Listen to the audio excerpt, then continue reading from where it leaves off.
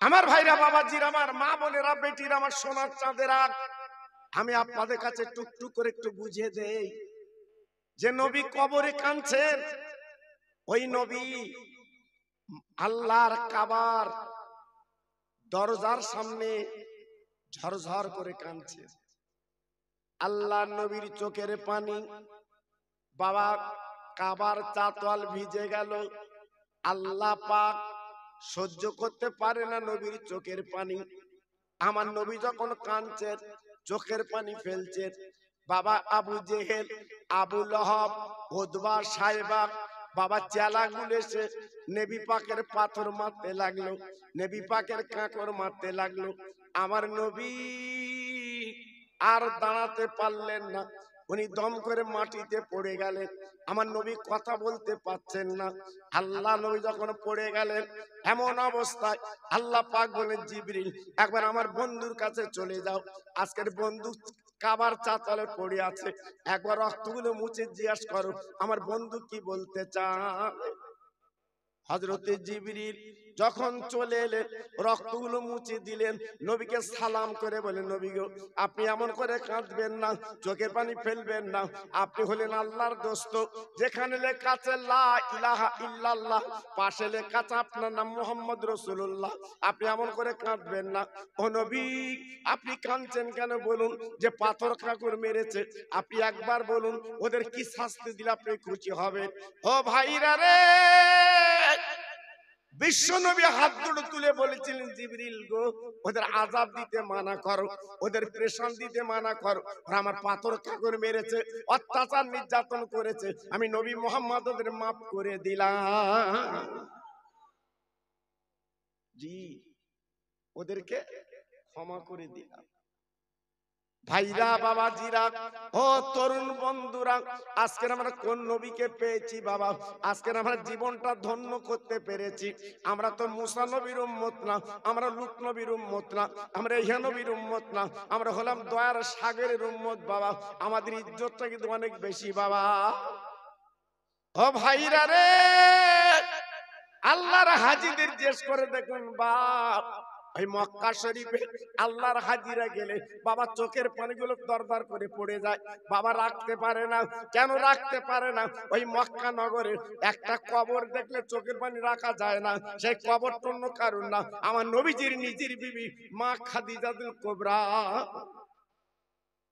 রাদিয়াল্লাহু তাআলা আনহা, জান্নাতুল মুআল্লা শুয়ে আছে। জিজ্ঞেস করে দেখো আব্বাজান, ভাইজান, ও তরুণ যুবকেরা, বন্ধুরা, আমি একটুখানি আপনাদের বুঝিয়ে দেই। আপনারা জানেন না, আমার নবীর বড় বিবি প্রথম যখন কলেমা শরীফ পড়েছিল, কালেমা লা ইলাহা ইল্লাল্লাহু মুহাম্মদ রাসূলুল্লাহ, আমার নবীর পাশে সঙ্গী যখন হয়ে গেলেন, বড় বড় মক্কার বেঈমানেরা আমার নবীকে মারার জোর পেতে বসেছিলেন। আম্মা খাদিজা কি করলেন? নিজের আঁচল মুড়ি দিয়ে আমার রাসূলকে গাইড করেছিলেন।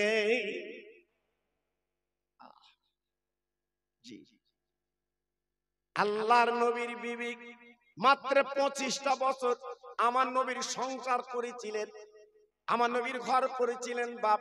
এই 25 বছর পরে উনি দুনিয়া থেকে চলে গেলেন, উনি বিদায় নিয়ে বলে চলে গেলেন। ও ভাইরা রে, বিশ্ব নবী রহমতে নবী কাঁদতে লাগলেন ওই বড় বিবির জন্য বাবা। যদি বলেন কেন?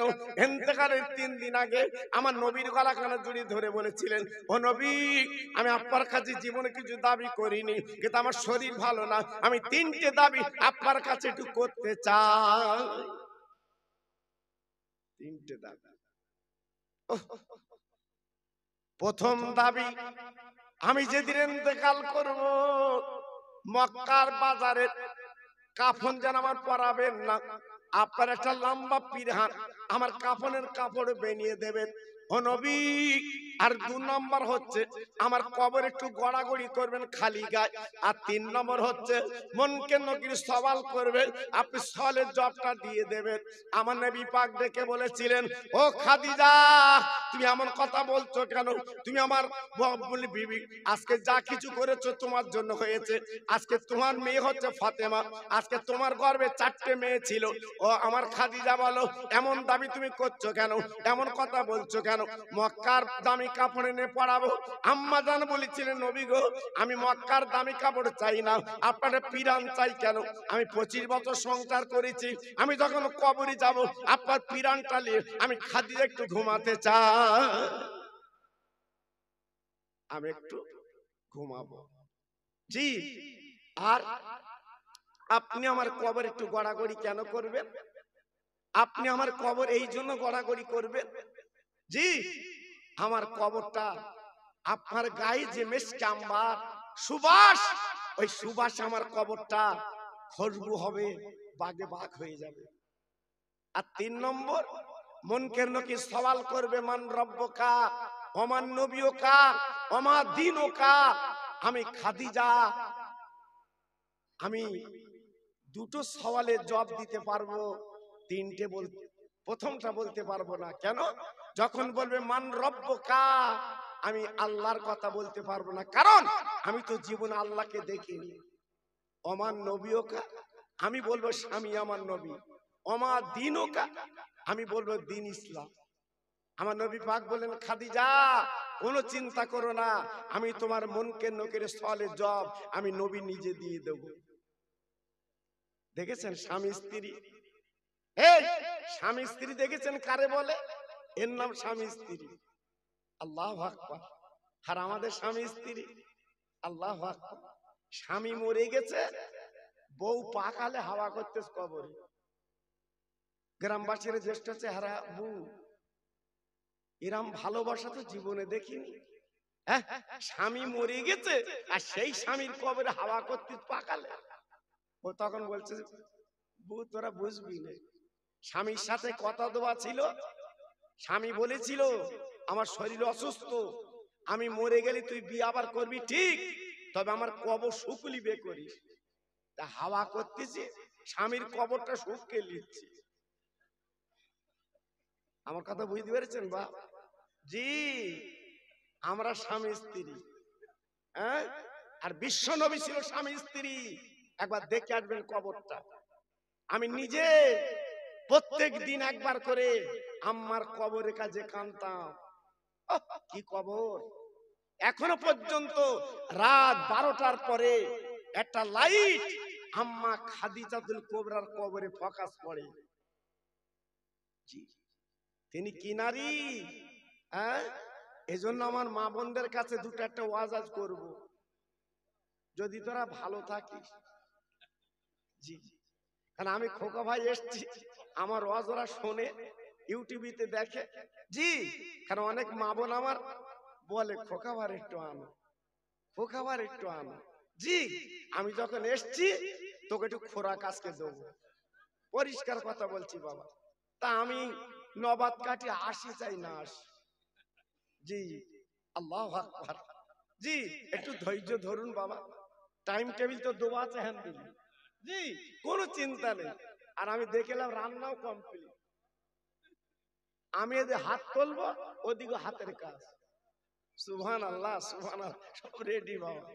জি, একটুখানি বলে দেই বাবা, আম্মা খাদিজাতুল কুবরার রাদিয়াল্লাহু তাআলা আনহা ইন্তেকাল যেদিন করলেন, আল্লাহ নবী নিজে গোসল দিলেন, আমার নবী জানাজা পড়লেন, নবীজির গায়ের পিরানটা কাফন বানিয়ে দিলেন, আমার নবী পাক বলে কবরে এবার নিজের জামা খুলে একটু গড়াগড়ি করলেন, আল্লাহ নবী কবরে শুয়ে বাবা দোয়া করে দিলেন, যা সেই চলে গেল।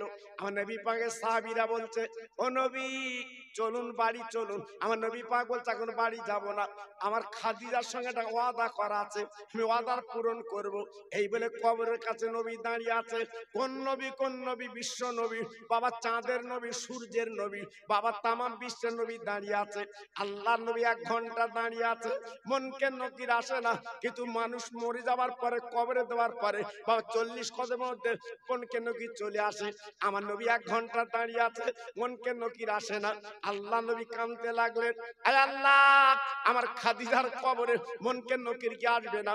আমার নবী পাক যখন কাঁদছে, নবী পাকের চোখের পানি যখন কবরে পড়ছে, ও ভাইরা রে, তোমার আল্লাহ ডেকে বলে, জিবরিল তুমি দেরি করো না, আমার বন্ধুর কাছে চলে যাও, আমার দোস্তের কাছে চলে যাও, আমার বন্ধুর কানে কানে বলো খাদিজার কবরে মনকে নকির যাবে না। ওই খাদিজার সওয়ালের জবাবটা আল্লাহ নিজে দিয়ে দিয়েছে।